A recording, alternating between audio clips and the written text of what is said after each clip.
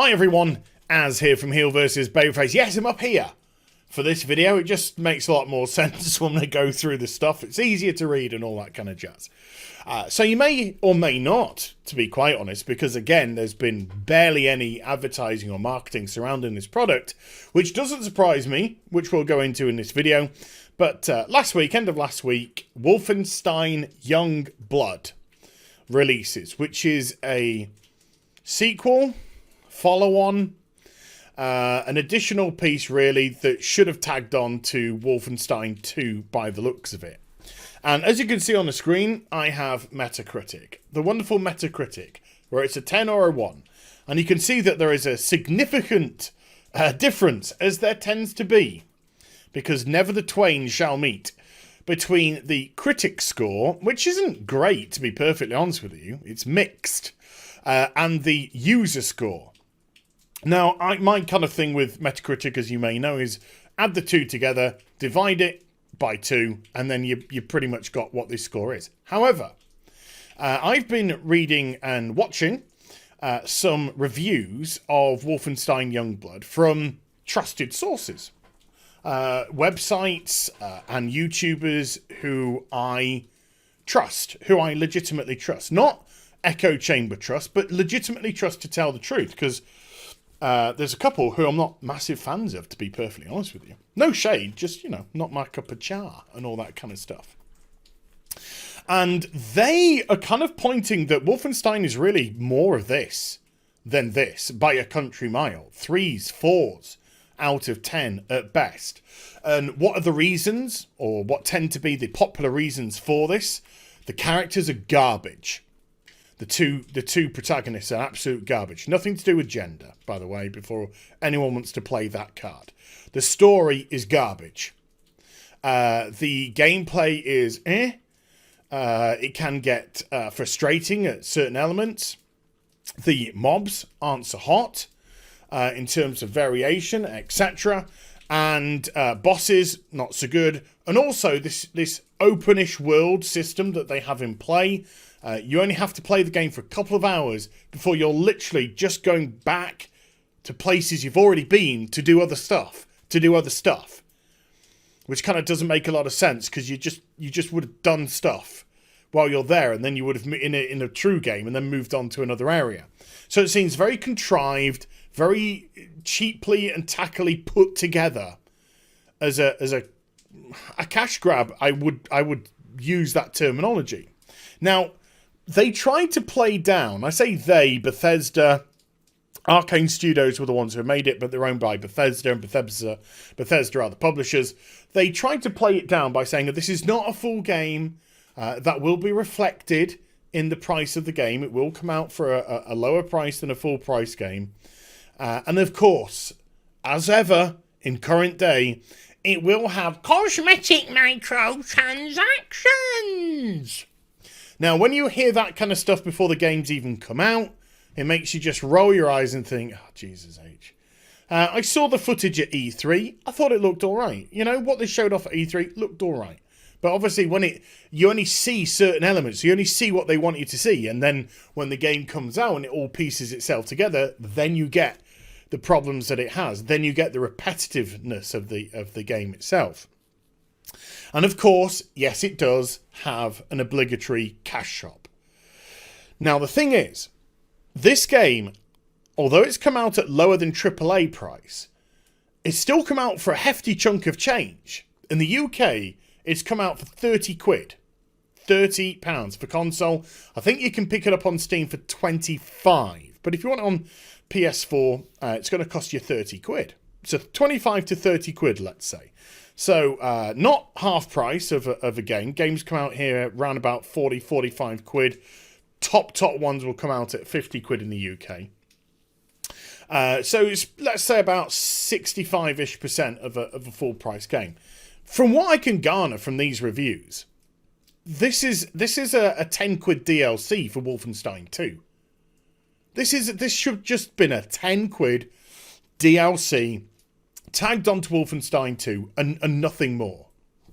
And I think it was Delriths from the Angry Joe show, his rapid fire review I was watching, and he was going through the cash shop and showing off the skins.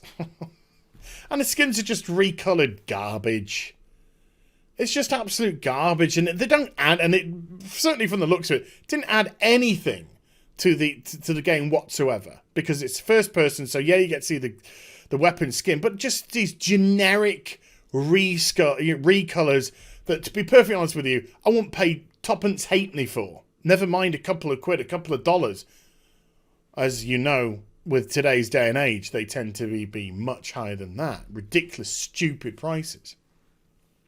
And you can say all you want, well, you know, all companies are doing this now. If you don't like it, don't play it. That is the line of somebody who's just complete and utter an idiot. That one. If you don't like it, don't play it. Who don't realise that the more apathetic people in the industry that are buying video games, the better it is for them. The better it is for companies, because you know that Wolfenstein Youngblood has been made to literally just sell more digital shit to people. A quick get in, get out, sloppily, cheaply made cash grab, like Anthem, like Fallout 70 shit, all of that kind of stuff, which again is another Bethesda title, of course. And the more apathetic people that are out there going, well, if you don't like it, don't buy it. It's only cosmetic. Yeah, it only takes out stuff which you could find in the game, stuff which you could have creative content surrounding to earn in the game. Yeah. Don't worry, it's only cosmetic. It's only pulling more and more content away from you all the time. It's only cosmetic. The more people that say that, the more normal it's going to become. And that's exactly what they want. The game industry has been exposed in recent times. Very much exposed, and it pretty much started to the insane degree that we've got now, when of course we had EA with Battlefront 2, and then everything seems to be under a microscope now, because that game was designed around a loot box pay-to-win system. And so because we are being so, get the magnifying glasses out when it comes to games like this, and they are so exposed and open, the gaming companies just like, well, If we have these issues now, if we can't try and sneak in these systems, which we've been, desperately doing over the last few years or so, then we're just going to have to come up with new spin terms. We're going to have soft launches for releasing shit broken crap. We're going to have surprise mechanics for, we want your 3-year-old, we want your children to get into gambling because we don't care if we destroy the family. We don't care if they rack up thousands of pounds worth of debt on your credit card. We just care about getting your money. We are immoral. We are unethical. We don't give a shit about you. And so the more apathetic people there are out there, the better it is for them. And then, of course, when you're supported by hot fire garbage from Kotaku, oh, just don't even get me started on this lunacy. This trash article at Kotaku, which I'm not going to link, because I'm not going to link garbage.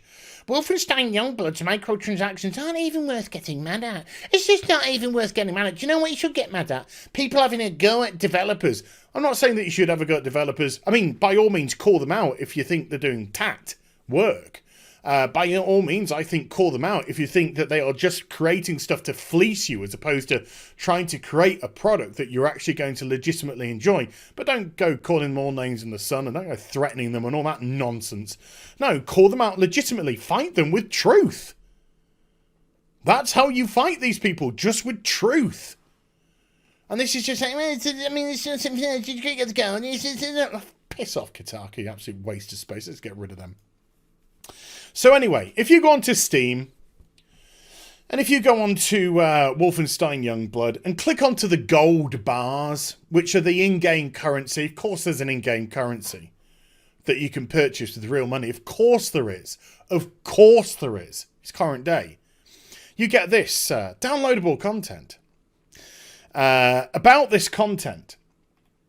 Contains gold bars as an in-game currency used to acquire new power armor and weapon skins to help you and your friends battle through naughty, occupied gay Paris. I can say that. I can't say the other word, though. Right, so you say, okay, you know, cosmetics, whoop-de-doo. Thing is, though, this has just been recently changed. And when I say recently changed, I mean today. Because this is actually what it used to look like. If I can pull it up. It used to look like this. Let me just scroll up a little bit. About this content. Gold bars contains gold bars as an in-game currency used to acquire new power armor and weapon skins. Gear, pep signals, and consumables to help you and your friends battle through naughty, occupied gay Paris. The gear being pay to win, the pep signals being pay to win, consumables being pay to win items. But when somebody saw this, and multiple people started to see this, Delvis saw it in his review, somebody tweeted it at me today, I've had emails, a couple of emails about it, hey Az, have you seen this? People are very quick to pick up on these things. Like I said, everything's under the microscope nowadays. Everything's under the magnifying glass. And then suddenly it vanishes. Was it a mistype? Or was it, this is what the microtransactions are going to turn out to be? We just got to let the game simmer for a bit, you know? Remember when they said that you could buy those pay-to-win features with gold? And then we had a little bit of an uproar recently, and then they were like, no, you've got it wrong. That's wrong. You can't do any of that. You're wrong. You can only buy the cosmetics. And yet, when the passage comes out about it, it actually contains all those pay-to-win features that you said, no, they're not going to have. What a coincidence! And then suddenly, when people start seeing it, you're like, oh, we put the wrong version in. Did we put the wrong version in? Or is this exactly what was planned all along? And then, of course, when people started to get, oi, what is this pay-to-win nonsense that we're hearing? Oh, right, okay, let's ditch the pay-to-win. We'll just have to go with the cosmetics. I mean, who cares? This is a cheap piece of shit that we've just put together, you know. Just a cheap bit of tat that should be a $10 add-on to Wolfenstein 2. And we're charging 30 quid. And microtransactions for about 8 hours play. Or are they looking at doing a Black Ops 4? You know? Well, we'll keep it with power armor and weapon skins for now. And then once it's been out for a little bit and the hoo-ha's died down, then we'll bring in some gear and pep signals and consumables. And if people start saying, hey, what are you doing? You say, well, the game's been out for a while now and people have been asking. This is the new one. This will be a new one. People keep asking. Hey, Az, do you know why the casino's in GTA 5 and we're all spending real money on it? Do you know why? Because we asked for it.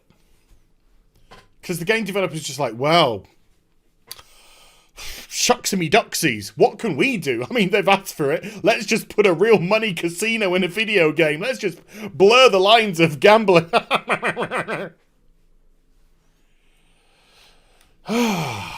So, I'm going to pose a question, because we don't know the definitive answer to this, but I'm going to pose a question.